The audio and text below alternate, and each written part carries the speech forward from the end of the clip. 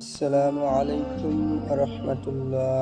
প্রিয় দর্শক, আল্লাহ তাআলা 1,24,000 নবী রসুল পাঠিয়েছেন মানুষের হেদায়েতের জন্য। প্রত্যেক রসুল এবং নবী তাদের কওমকে আল্লাহর দাওয়াত দিয়েছেন আল্লাহ তাআলা এক বলতে বিশ্বাস করো এবং আল্লাহ তাআলার হুকুমকে মেনে নাও।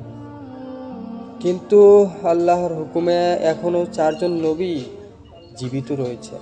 তারা মৃত্যুবরণ করে নাই, তাদেরকে আল্লাহ তাআলা এভাবেই উঠিয়ে নিয়েছেন।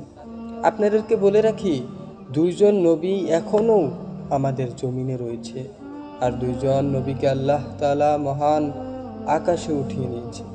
প্রিয় দর্শক, আজকের এই ভিডিওতে বিস্তারিত জানার জন্য ভিডিওতে শেষ পর্যন্ত দেখতে থাকুন। চলেন ভিডিওটা শুরু করা যাক।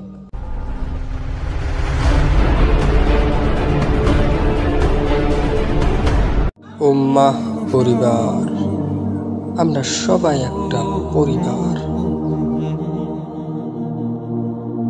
প্রিয় দর্শক, সবার আগে একটা কথা বলে দেই, আল্লাহ তাআলা যেই নবী রসুল পাঠিয়েছেন এই পৃথিবীর বুকে 1,24,000, হয়তো এর চেয়ে অধিক।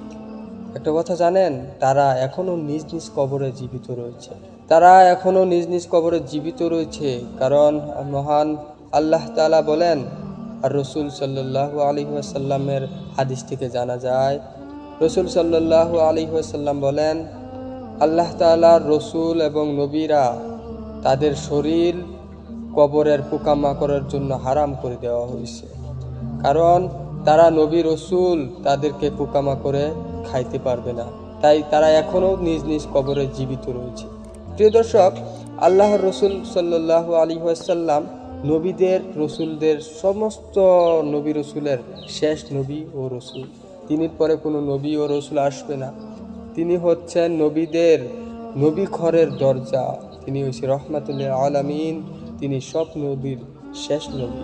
প্রিয় দর্শক, যে 2 জন নবী এখনো দুনিয়ার বুকে এবং আমাদের পৃথিবীতে রয়েছেন, সেই 2 জন নবী হলো 1 নম্বর খিজির আলাইহিস সালাম, দ্বিতীয়তে ইলিয়াস আলাইহিস সালাম। প্রিয় দর্শক, অনেকের মতামত যে খিজির আলাইহিস সালাম নবী ছিলেন না। অনেক মতামত রয়েছে, কিন্তু সহি দলিল নেই। কোথাও সহি দলিল নেই যে খিজির আলাইহিস সালাম নবী ছিলেন না। প্রিয় দর্শক, ইলিয়াস আলাইহিস সালাম আর খিজির আলাইহিস সালাম এই দুনিয়ার বুকে এখনো জীবিত রয়েছে। প্রিয় দর্শক, হাদিস থেকে জানা যায় যে প্রত্যেক হজের সময় মসজিদে নববীতে এবং প্রত্যেক হজের সময় তারা 2 জন হজ করতে আসে, খিজির আলাইহিস সালাম এবং ইলিয়াস আলাইহিস সালাম। প্রিয় দর্শক, তারা হজ করতে আসে এবং জমজম কুয়ার পানি খায় এবং পুরো এক বছরের জন্য তাদের পিপাসা মিটে যায়। প্রিয় দর্শক, তারা এবং রমজান মাস পুরো মাসটাই মসজিদে নববীতে কাটিয়ে দেয়। প্রিয় দর্শক, যে 2 জন নবী আকাশে রয়েছেন, সেই 2 জন নবী হলো ঈসা আলাইহিস সালাম এবং ইদ্রিস আলাইহিস সালাম।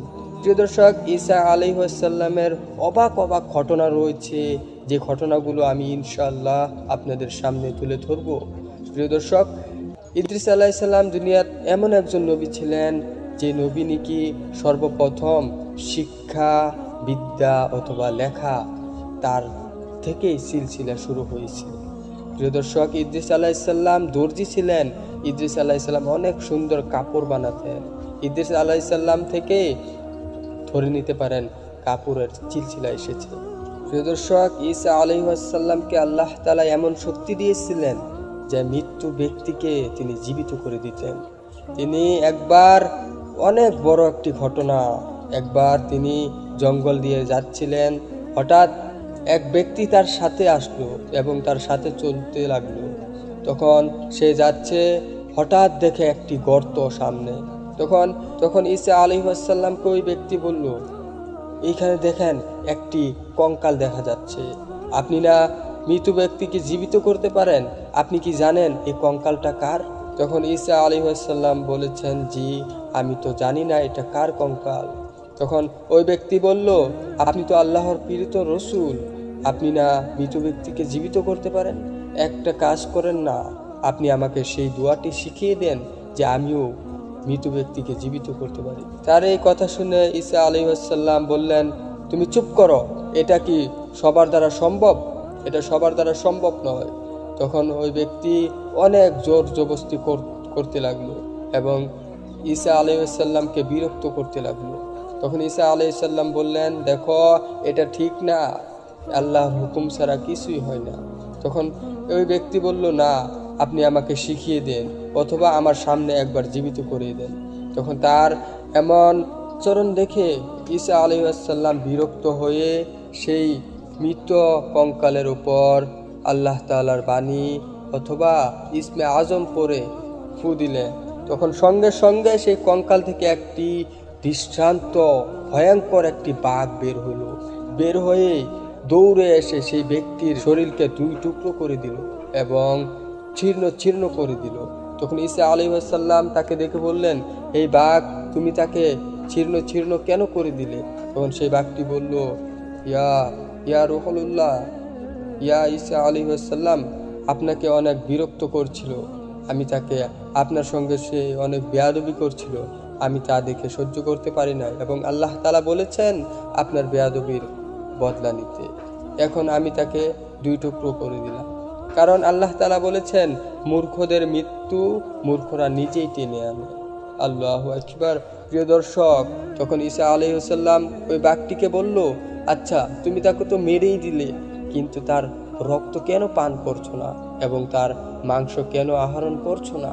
তখন সেই বাঘটি বলল, ইয়া রাসূলুল্লাহ, ইয়া ঈসা আলাইহিস সালাম, আপনাকে বলে দেই, আমার এই দুনিয়ার বুকে রিজিক শেষ, আমি এখন কিছুই খাইতে পারবো না এবং কিছু পান করতে পারবো না, এটা আমার রব্বুল আলামিনের হুকুম। এই বলে সেই বাঘটি দ্বিতীয়বার কঙ্কালে পরিণত হয়ে গেল। প্রিয় দর্শক, ঈসা আলাইহিস সালামের অনেক ঘটনা ইনশাআল্লাহ আমি আপনাদের কাছে তুলে ধরবো সেই ঘটনাগুলি। আপনাদেরকে বলে দেই, ইদ্রিস আলাইহিস সালাম এমন নবী ছিলেন, যে নবী এমন নবী ছিলেন যিনি এত জিকির, এত আল্লাহ তাআলার নাম নিত, এমন নবী দ্বিতীয় হতেই পারে না। ইদ্রিস আলাইহিস সালাম সব নবী থেকেই আল্লাহ তাআলার বেশি জিকির করনেওয়ালা নবী। প্রিয় দর্শক, আপনাদেরকে বলে দেই, খিজির আলাইহিস সালাম, মুসা আলাইহিস সালামের একটি ঘটনা রয়েছে, ইনশাআল্লাহ আমি সেই ঘটনা আপনাদের সামনে তুলে ধরব। প্রিয় দর্শক, খিজির আলাইহিস সালামের আল্লাহ তাআলার পক্ষ থেকে অনেক ইলম ছিল, অনেক। আপনি যদি খিজির আলাইহিস সালামের ঘটনা শুনেন তবে বুঝতে পারবেন খিজির আলাইহিস সালামের কেমন ইলম ছিলেন। প্রিয় দর্শক, ভালো লাগলে চ্যানেলটিকে সাবস্ক্রাইব করে পাশে থাকুন। দেখা হচ্ছে পরবর্তী ভিডিওতে। চলেন, আসসালামু আলাইকুম ওয়া রাহমাতুল্লাহ।